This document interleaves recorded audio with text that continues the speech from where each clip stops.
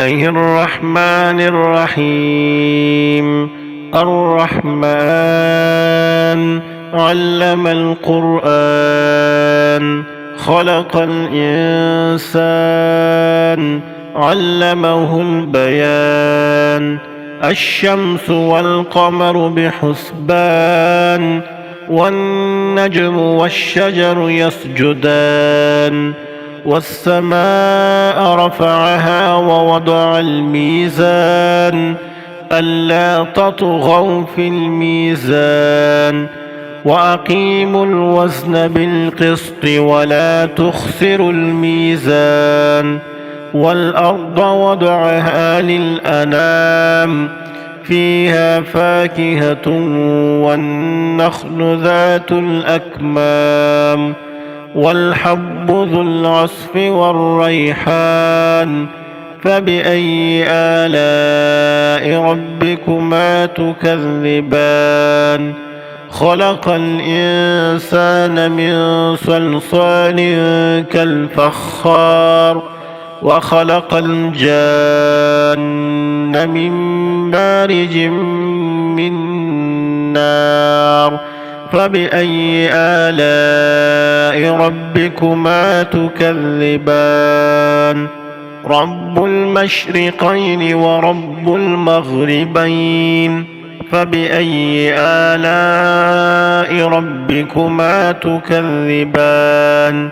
مرج البحرين يلتقيان، بينهما برزخ لا يبغيان. فبأي آلاء ربكما تكذبان؟ يخرج منهما اللؤلؤ والمرجان. فبأي آلاء ربكما تكذبان؟ وله الجوار المنشآت في البحر كالأعلام. فبأي آلاء ربكما تكذبان؟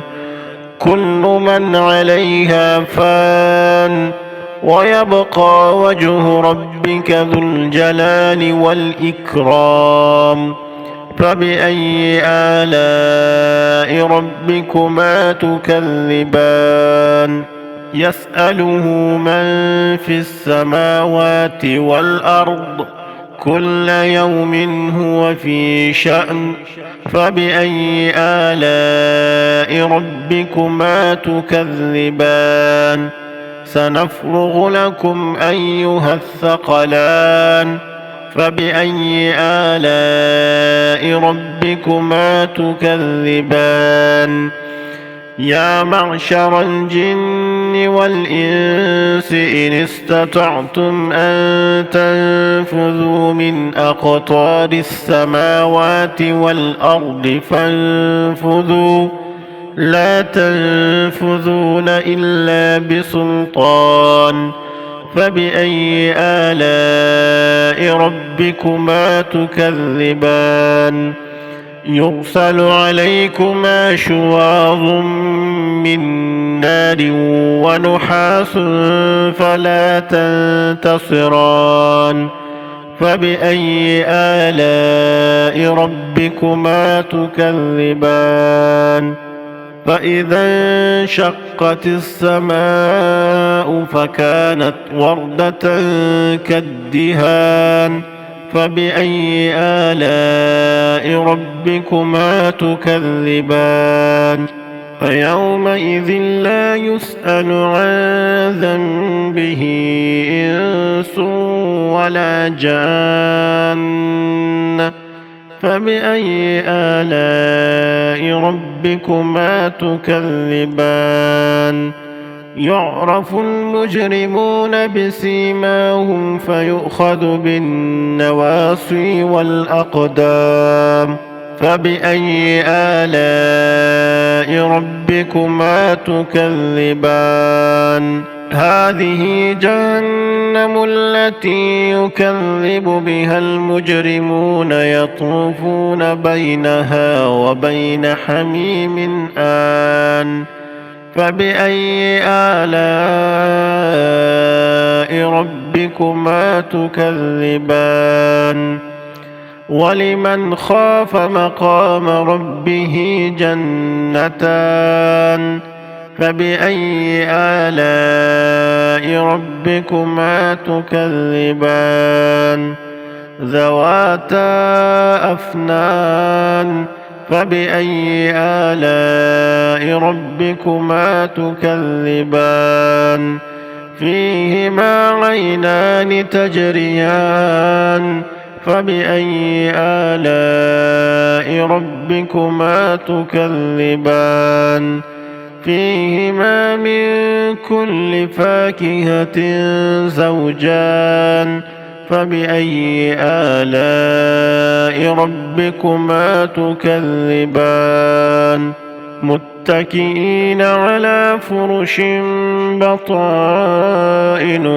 من استبرق وجنى الجنتين دان فبأي آلاء ربكما تكذبان فيهن قاصرات الطرف لم يطمثهن إنس قبلهم ولا جان فبأي آلاء ربكما تكذبان كأنهن الياقوت والمرجان فبأي آلاء ربكما تكذبان هل جزاء الإحسان إلا الإحسان فبأي آلاء ربكما تكذبان ومن دونهما جنتان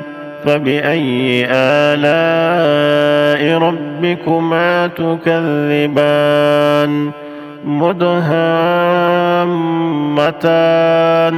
فبأي آلاء ربكما تكذبان فيهما عينان نضاختان فبأي آلاء ربكما تكذبان فيهما فاكهة ونخل ورمان فبأي آلاء ربكما تكذبان فيهن خيرات حسان فبأي آلاء ربكما تكذبان حور مقصورات في الخيام فبأي آلاء ربكما تكذبان لم يطمثهن إنس